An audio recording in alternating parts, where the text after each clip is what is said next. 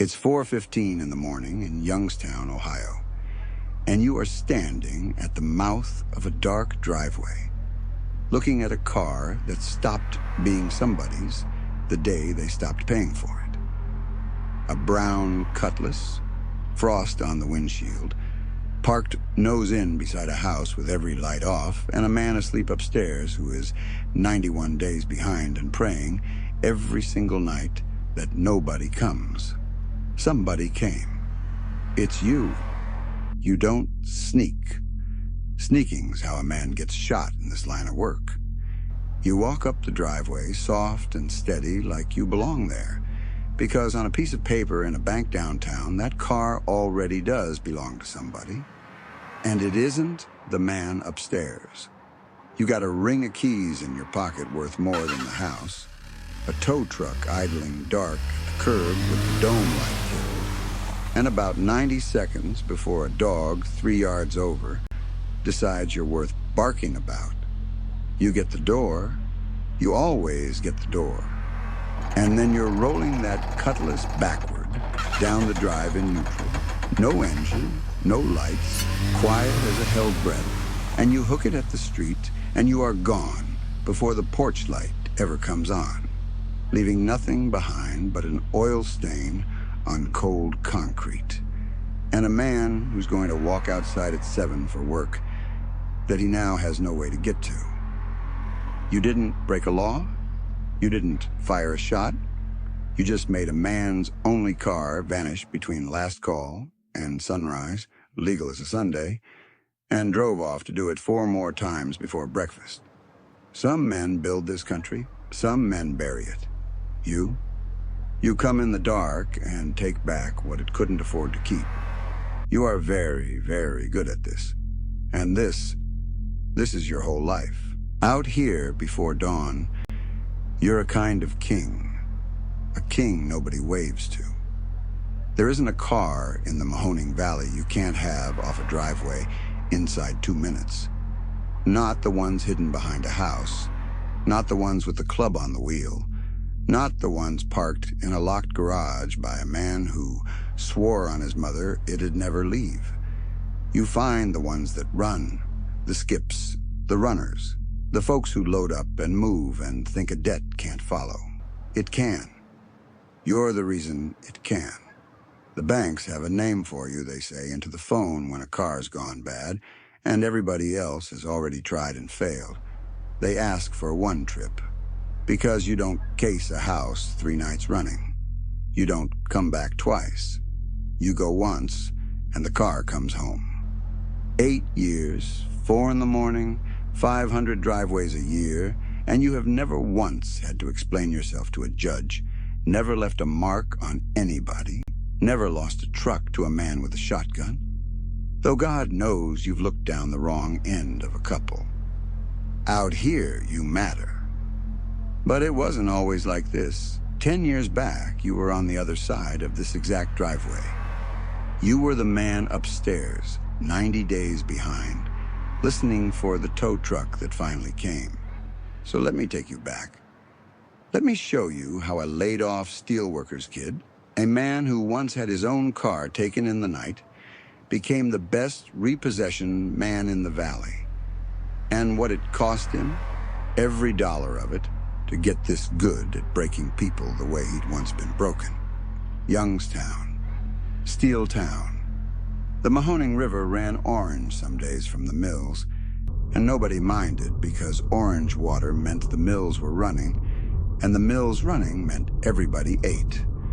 Your old man gave 22 years to Youngstown sheet and tube, came home smelling of scale and hot iron, deaf in one ear from the roar of it, and proud in a way you don't see in men anymore.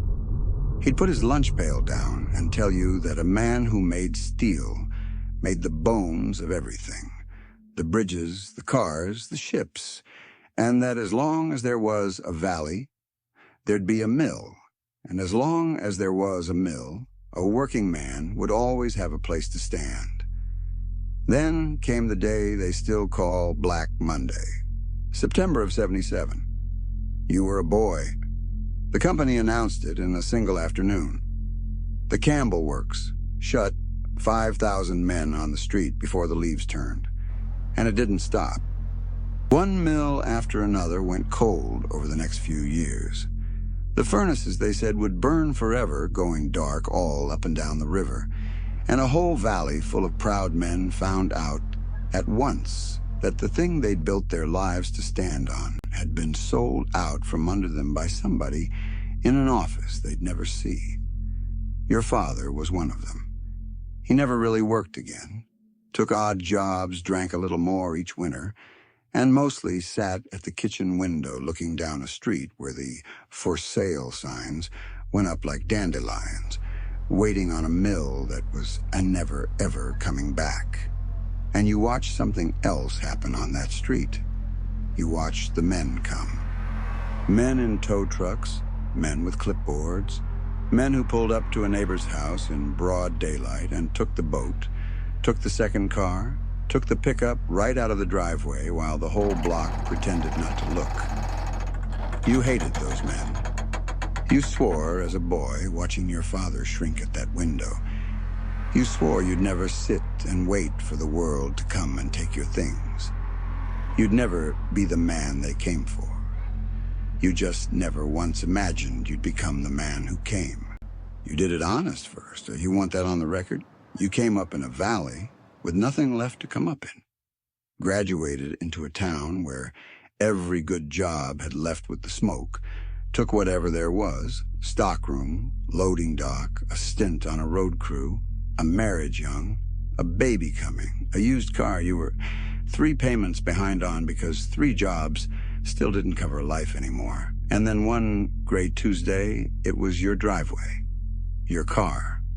A man you didn't know hooked your Buick while you stood on your own porch in your socks. And he wouldn't look at you, and he didn't say one word, and he drove off with the only way you had to get to the job that was supposed to save you. You have never in your life felt smaller than you did standing there. That's the bottom. That's the wound. Now here's the part that turns a man. A few months on, scraping, riding the bus 2 hours each way, you ran into a fella at a bar who did that work. Recovery, he called it, not repossession, like the softer word made it a softer thing. And he was buying rounds. In a valley where nobody had a dime, this man was buying rounds. And he told you the math, and the math hit you harder than losing the Buick ever did. When times are good, he said, a repo man does all right. But when times are bad, when the mills close and the layoffs come and a whole town falls behind at once, a repo man cannot lose. Son, he said, I'm the one business in this valley that grows when everybody else dies. A vulture don't starve on a battlefield. And you sat there with your bus pass in your pocket, and you understood, cold and clear, that there were exactly 2 kinds of men left in Youngstown. The ones the car got taken from, and the ones who took it. You'd already been the first. You knew right down to the ground that you were never going to be him at that window again. So you said yes. The man who made you was named Roy. 30 years hooking cars. Started back when it was pure cowboy work. No license, no rules, a slim gym and a set of jaw keys and a lot of running. Roy had a limp from a driveway in '74 and a flat, calm way of talking. And he didn't teach just anybody, because a partner who panicked could get you both killed. He rode with you a few weeks, watching how you didn't spook, how you kept your voice low, how you could look a furious man in the eye and not flinch and not sneer either. And then he grunted and started teaching you for real. He taught you the whole trade. How to find a runner. Not the front door, but where a man works, where his girl lives, which bar takes his Friday check, because a car sleeps where the man sleeps. How to read a driveway in one slow pass. The dog, the motion light, the neighbor who sits up late, the bedroom window, how much time you really had, which was always less than you thought. How to take a car quiet. Roll it back in neutral, never wake the engine on the property, hook and go. And the rules. Roy's rules, that he said, had kept him alive 30 years. Rule 1. You get the car, not the fight. A car you can come back for. A bullet you can't. Anybody comes out mad, you leave, the car'll still be there Tuesday. Rule 2. And he grabbed your arm when he said it. You do not look in the windows. Not the house windows. Not the car windows.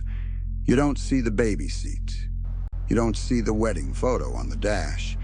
You don't listen to the story because they've all got a story and every one of them is true and it will eat you alive if you let it in. You're not taking their car, Roy told you, flat in the dark. You're taking the bank's car back. They quit owning it the day they quit paying. You keep that wall up, kid, or this job will hollow you out from the inside and you won't even feel it go. Your first recovery. First solo. You sat in the truck after with your hands shaking and a check in your pocket bigger than a week on the dock. And the wall Roy built in you held. For a good long while, it held. They started calling you One Trip, and the name was the whole reputation. Because you got good the way Roy was good and then better. Because you were young and hungry, and the valley in those years was a feeding ground. You learned the car the way a locksmith learns a lock. The banks bought the manufacturer's key sets, hundreds of cut keys on a ring.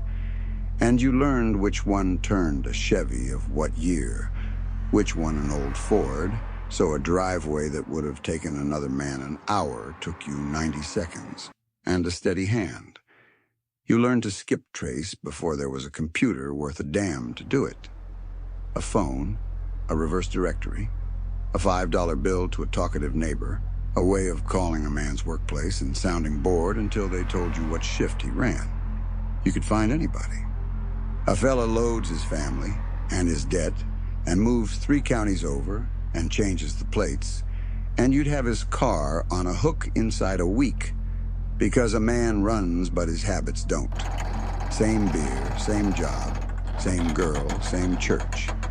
You work the repo hour 4 to 6 when sleep is deepest and the car is home and the whole street is dead. You knew which lots the runners hid in, which apartment complexes, which second cousins.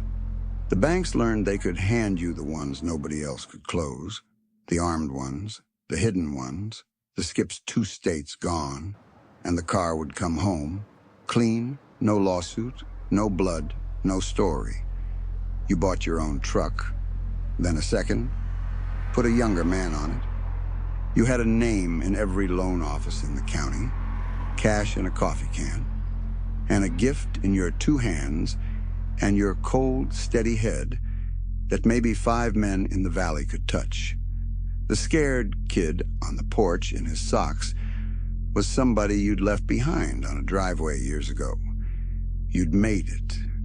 You were One Trip, and a man who's very good at coming in the dark to take what people can't hold on to. That man is standing at the top of a hill he can't see the bottom of yet. But the job takes its cut. It always takes its cut. And Roy told you exactly where. It takes it out of the part of you that has to stay awake to live a life. First, it took your sleep. You worked nights so long that daylight started to feel like a place you were only visiting. You'd lie down at 8 in the morning with the birds going and stare at the ceiling and hear toe chains. Then it took the town. You couldn't drive down a street anymore without pricing it. That Bronco's a runner. That Lincoln's 90 days out. That house has got 2 you could take before the coffee's cold. You'd stopped seeing a neighborhood. You saw inventory. And then it took the thing Roy warned you about, the thing you swore your wall would hold against. You started to see them. It happened slow. A woman running out onto a lawn in her nightgown, barefoot in the frost, not screaming, just saying, please, please, I get paid Friday, please. And you hooked her car and drove off looking straight ahead, like Roy taught you, and it rode home with you, and it would not get out of the truck. A man's kids watching from a window while you took the family van. Their faces going by in the glass you weren't supposed to look at. You started drinking a little after the morning runs, the way Roy did, and you understood for the first time why the old man's hands shook. 'Cause here's the thing nobody tells you about being the vulture. The battlefield is full of people, and they all have your father's face. Every driveway was your driveway. Every man on a porch in his socks was you, 10 years back, watching your Buick roll away. You'd tell yourself Roy's line, the bank's car, quit owning it the day they quit paying, and most mornings it held. But the wall had a crack in it now, and you could feel the cold coming through. And you did the only thing a man can do with a thing like that. You turned the radio up, and you drove to the next one. Two things broke you, close together, the way it always comes.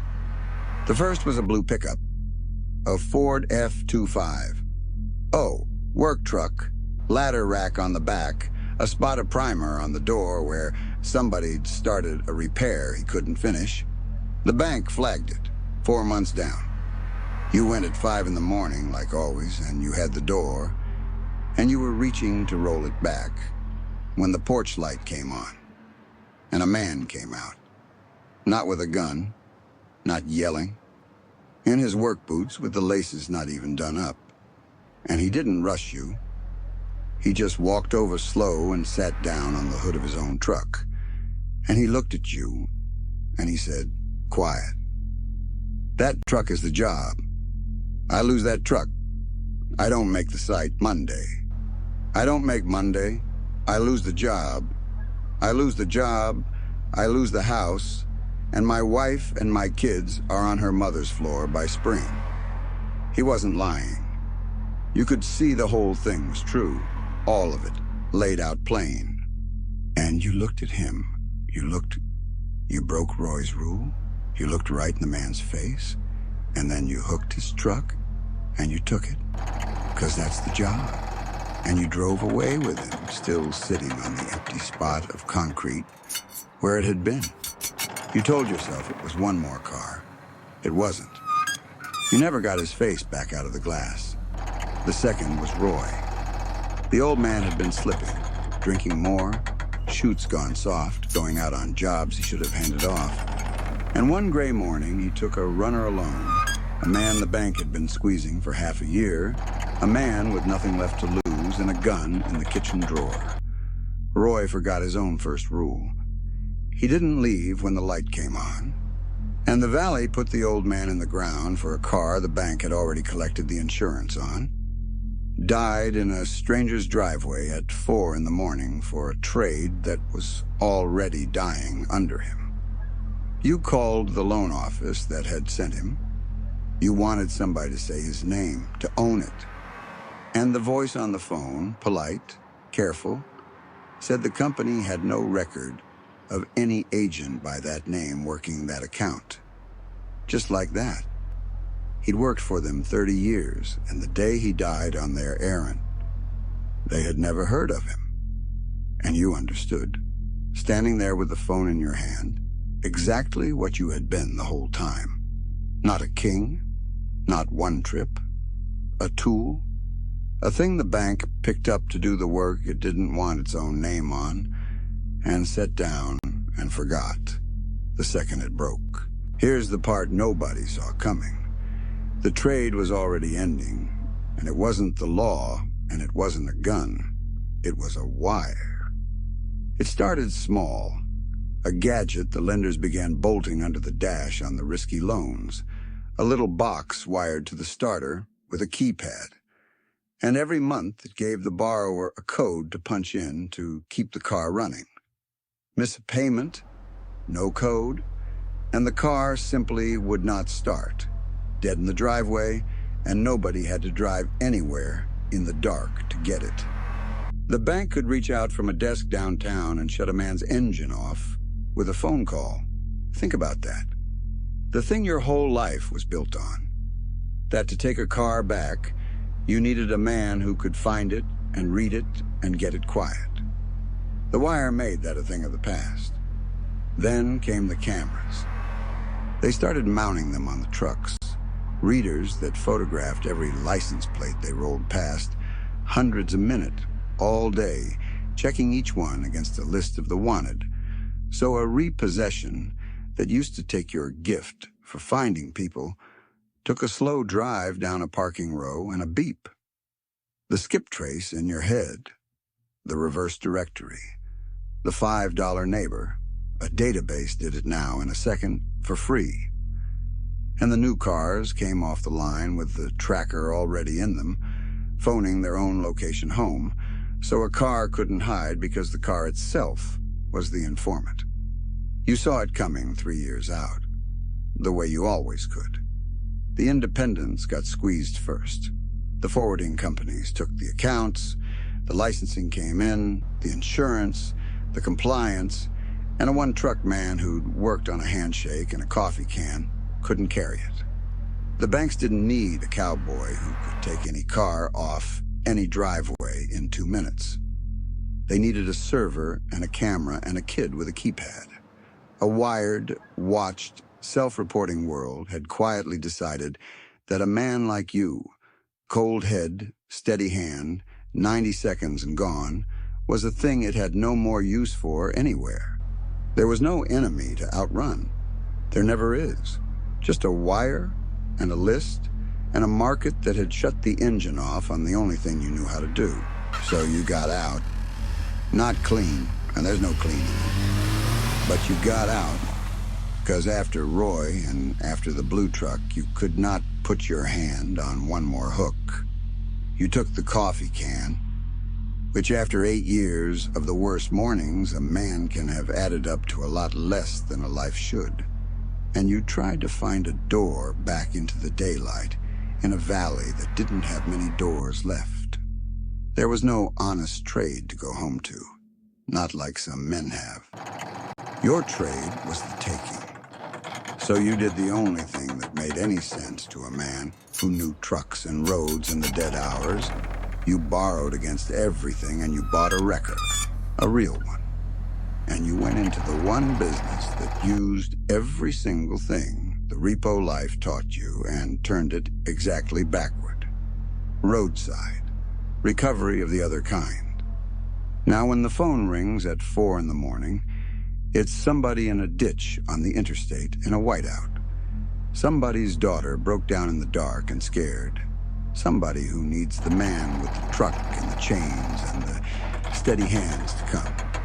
Not to take the car, but to bring it home. The same skills, the same cold hours, the same ice, the same hook. The exact opposite job. You'd spent 8 years being the thing that came in the night and made a man's car disappear. You spent the next 20 being the thing that came in the night and gave it back. 20 years too late, and the hole to the bank the whole way, and quiet inside. But you could look a stranded man in the eye now, straight on, the way Roy taught you never to. You never told your kids what you'd done before. You still haven't. You just answer the phone in the dark, and you go pull somebody out of the worst night of their week, and you leave one trip buried out on some frozen driveway, with every car you ever took from a man in his socks. Look at how they do it now. Go on. There's no man in the dark anymore. There barely needs to be a man at all. A car goes 90 days down today, and somebody in an office 1,000 miles away clicks a mouse, and the starter interrupt you saw born as a clumsy box under the dash has grown up into the whole car, and the engine just quietly won't turn over in the driveway the next morning. No tow truck, no 90 seconds, no dog barking. The camera trucks roll them all lots, and the apartment rows on their own routes, reading a plate a second, and the list finds the car before any human being even knows it's late.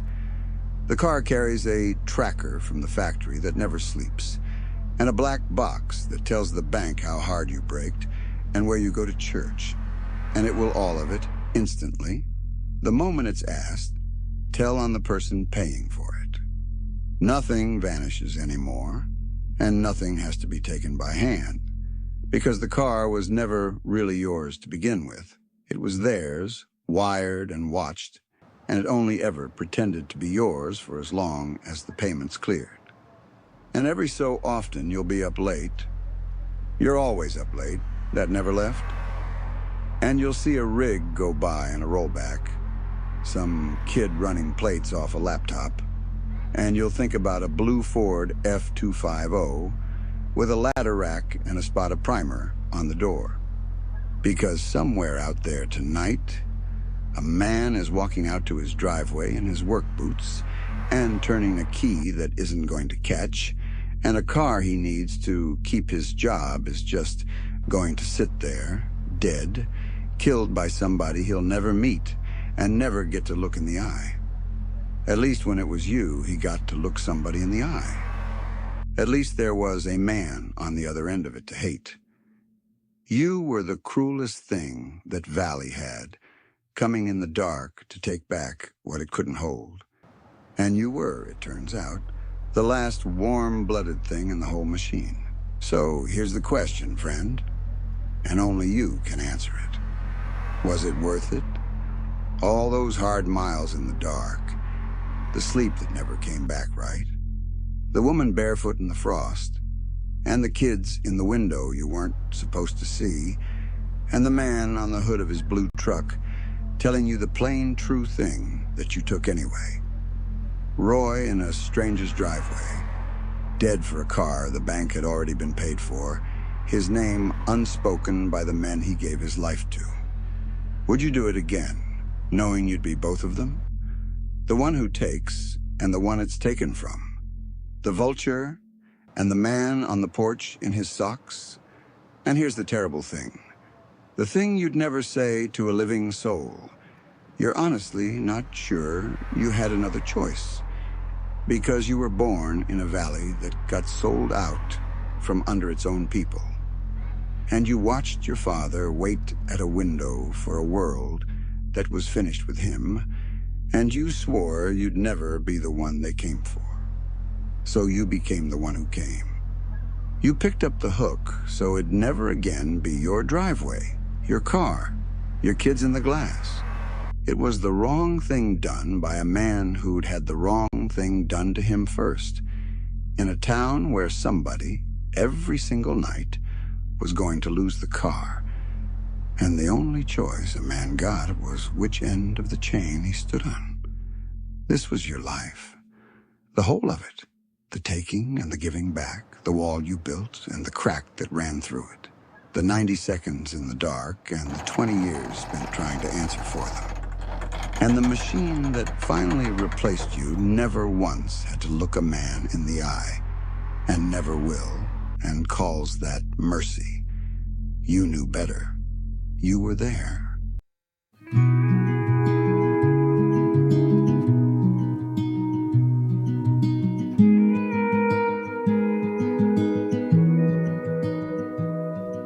The yellow lines are fading in the rearview mirror now.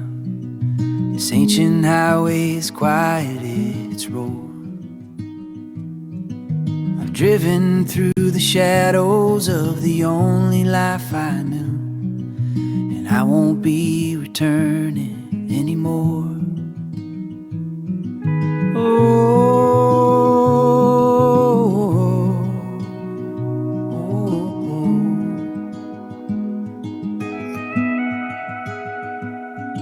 So farewell to the endless sky and dust upon the breeze, to every town that whispered in the night.